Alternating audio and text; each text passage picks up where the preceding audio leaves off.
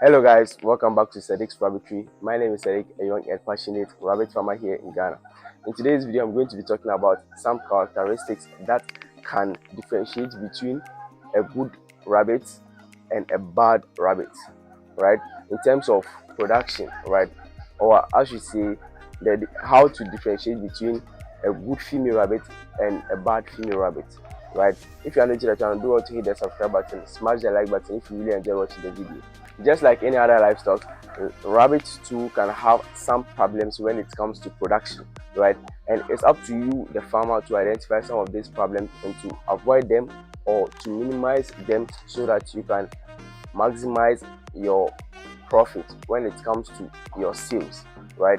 So you need to learn some of the ways you can know that this female rabbit is giving you much of the rabbit you need, or this female rabbit is just eating your feed and not giving you anything, right? So it's your responsibility to be able to identify some of these female rabbits.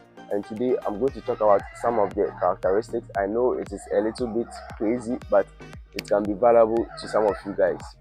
Now, the first way you can identify that a female rabbit will be a good mom or a bad mom is that the first time she gives birth, she is going to pull out a lot of fur, and I mean a lot, right? Some of these females can be very, very good moms when it comes to production. Okay, so for instance, you had a rabbit who has been giving birth, pulling out a lot of fur, then it's a sign that she can take good care of the kids up to the weaning stage. Now remember, rabbit pulling out a lot of fur when she gives birth doesn't guarantee that all of the kids are going to survive, right? But you will do your possible best to be monitoring them. As far as you are able to feed the female rabbit well, then she will feed them too well. Okay, so rabbit pulling out a lot of fur will have a lot of implication in the growth of the kids. Now, the second characteristic that will tell you that a female rabbit is going to be a good mom is that it will not lose more than 50% of what it gave birth to before the weaning stage. Okay, this will be a very good sign that the female rabbit can produce more rabbits that you want or not. Okay, so for instance, if a female rabbit gives birth to 10 kids and then she loses 5 of them just in the lactating period, right? Just in the lactating period, she lost 5 of the kids. Now, it doesn't guarantee that in your next breeding she can handle those 10 rabbits that should give birth to, or maybe more. Okay, so always make sure that you are monitoring your animals well. You keep the environment conducive for them so that they can also take good care of the kids, because I wouldn't say that all of the problems are from the female rabbits. Okay, some of the problems might be from the farmer himself, right? So always make sure that you have a good way of producing your rabbits, maintaining them until they get to that weaning stage. The third way you can identify that a female rabbit will be a very, very good mom is that whenever you come to the farm, you check up on the kids, you will see that they have a round tummy, right? Like they are full. When you come, they are just sleeping. That's their job. Okay, at that stage, that's what they have to do. They have to just fight and get the milk. Once they get it, then yeah, it's a heyday for them. They will just be sleeping until you until you come back to the farm again. Okay, so I'll urge you all to always be taking good care of the kids when they come in, right? At least whenever you come to the farm, just try and check up on them. Okay, try and check up on them, which of them is not getting most of the breast milk, and then you can force feed that kids, right? And the ones that are always full, just leave them, let them be sleeping. Okay, they will start doing their jobs. In case you noticed that your rabbit was giving birth, let's say on the 30th day you were there on the farm and then you saw the rabbit giving birth, what you wouldn't want to see at that moment is that the female rabbit is eating the kids, right? Now that's cannibalism, and once she does that, it means that she can't be a good source of kids when it comes to production, right? And some of these females are given the second chance to give birth again, but if they repeat that same mistake again, then it means that you have to just take it off and then bring in a new one. Okay, now someone might ask, what if I wasn't on the farm when she did it? Right now, this is one thing. Sometimes when they eat the kids, the remains can fall off the ground, right, or even on the zinc, right? So if you come on the farm in the morning and let's say you saw some of these things, then it can give you a hint that yeah, this female is cannibal and you can't keep her for long.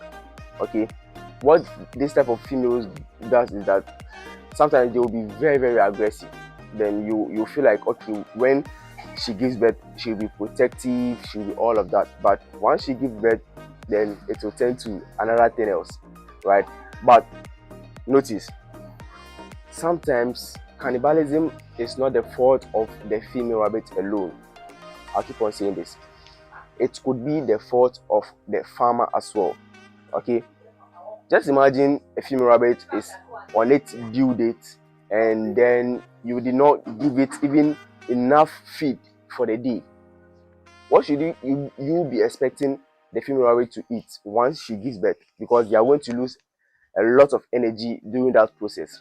Okay, so you watching this video and not feeding your rabbit well, and then you say that the rabbit is cannibal, I'll give it a second chance. If it doesn't give birth, and I'll just call it off and bring in a new one. No, that's not how we do it. The last but not the least is genetics. Now this is very, very important. Okay, so sometimes, you know, when you have this special female rabbit on your farm and then her first time giving birth to 10, all of the 10 kids survived, they are all doing well, they've grown very, very well. I can say they could be the, you know, largest litters you've had on your farm. Okay, that feeling is different, right? So some of these kids, you can keep the females in them, right? You can keep about 2 or 3 of the females from the litter, okay, so that you can use it for future production, and you are assured that you will get similar results just like the way their mom was. Okay, so lately I had a female rabbit over here, a very big New Zealand female, right? Yeah, so she has been giving birth and all of the kids were surviving like crazy.